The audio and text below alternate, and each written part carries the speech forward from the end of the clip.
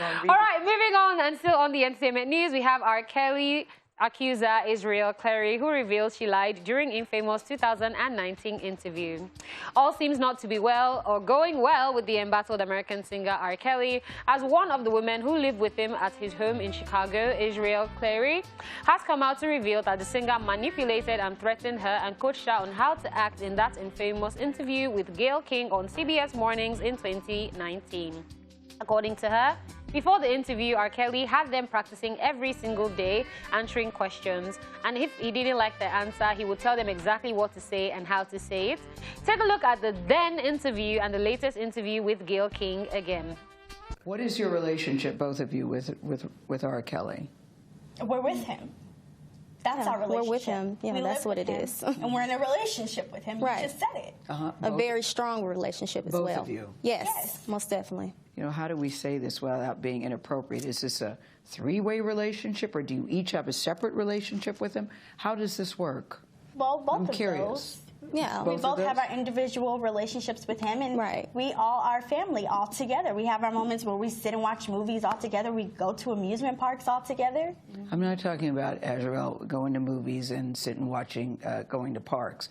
I'm talking about, is it a three-way sexual relationship? Sexually? Well, first of all, I'm not here to talk about my personal life, and I would never share with no one what I do in or outside of the bedroom. And as a woman, I'm sure you would not either. Yes. No, I wouldn't, but okay, then. So, no, you're next right. question. No, you're right. I would not, but this is a very different circumstance. It's not a different circumstance. There are people all over the world who have multiple girlfriends. It's no different. Told us to be angry and be upset, and she's going to try to do this, and you're going to... Oh, he told you that? Yes, and so we came in angry. So he told you be angry? Yes, and I was scared because I was like, I don't want the world to see me this way, you know? I'm loving, I'm caring, I'm compassionate. And no one got to see that side of me. Before that interview, you know, he had us practicing every single day. Practicing what? Answering questions. And if he didn't like our answer, he would tell us exactly what to say and how to say it. So anytime you mention anything... Azriel, I'm stunned by this. Yeah. So anytime you mention... Anytime you mention anything about sexual preference, we already know to say, I'm not here to talk about that. Because that's what he told us to say. Two completely different stories in those clips from CBS Morning. Now, Azriel Clary, who is now 23, was one of the many women who testified against the singer in his high-profile sex trafficking trial in New York, which ended this week.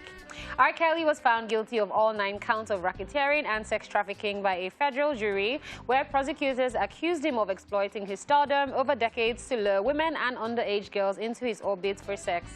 He now faces a possible sentence of 10 years to life in prison. Honeypot couldn't wait. Oh yeah, let's hear it. To say that this is arrant nonsense will be an understatement. Because, you know, I was having this discussion with OJ earlier, and I was saying that why would you say something different, and then once they have passed the verdict, then you say another thing? Now, I don't even want to know, first of all, because I really want to know whether what she is doing right now can be a crime that she can be punished for. Because if it is not true, like all of the things she said at first weren't true at all, this is somebody's life. This is somebody's career. This is somebody's... Okay, and if it's the other way around, why are you doing this? I mean, do you have some mental issues or something? And we're like, okay, you know what? Because it took the jury like some 2 days to, you know, pass the verdict. And there are still other states involved. Like, they're still going to other states. So I don't even know if this alone will save R. Kelly. Yeah, I feel like there should be an obstruction of justice type charge that she should probably get, because you came with so much energy, like you say, you were scared of this person. Do you understand? But also on the flip side, also understand that victims, there's something that happens with victims where they don't even know what they're doing. So it might be a case of, because it wasn't even just her, 2 people. So if he could like break into their minds and get them to actually do this, there's a madness that's going on. And it's just, again, very sad that this is happening to R. Kelly.